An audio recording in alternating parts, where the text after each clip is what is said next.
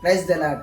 ఈ రోజున ఎవరైతే నజరేయుడైన యేసుక్రీస్తు నామంలో రక్షించబడి మారుమనసు పొంది మళ్ళీ లోకంలో పడిపోయి మరి బాధపడుతూ ఆందోళన పడుతూ రక్షించబడి కూడా మరి రక్షణ పొంది కూడా నేను లోకంలో విచ్చలవిడిగా జీవితాన్ని జీవిస్తూ ఉన్నాను, మళ్ళీ నేను పాపంలోకి వెళ్ళిపోతున్నాను, మరి ఈ పాపాలను ఈ పరిస్థితిని మళ్ళీ నన్ను మరి క్షమించేవాళ్ళు లేరు, మళ్ళీ నన్ను ఆదరించేవాళ్ళు లేరు, మరి నేను నీచుడిని దుర్మార్గుడిని పాపిని అని మాట్లాడుకుంటూ నీ జీవితాన్ని వికృతంగా ఆలోచించుకుంటూ ఉన్నావు. దేవుడు మాట్లాడుతూ ఉన్నాడు, నీకు ఒక విషయాన్ని తెలియపరచాలని. యెషయా గ్రంథము 43వ అధ్యాయం 25వ వచనం, నేను నీ పాపములను జ్ఞాపకము చేసుకొనను.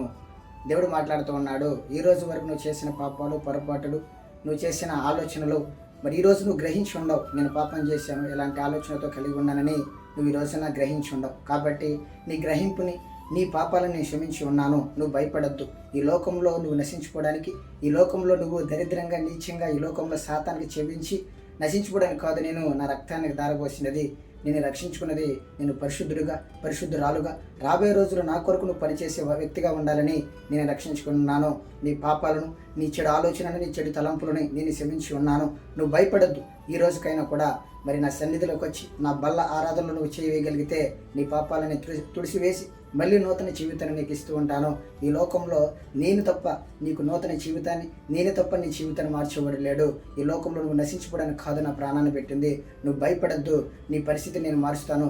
భయపడద్దు, నువ్వు చేసిన పొరపాటును నేను క్షమిస్తాను.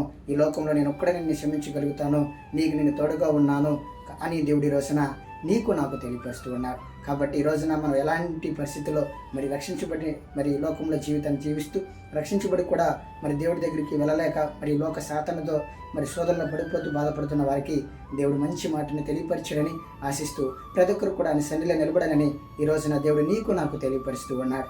ఆమేన్.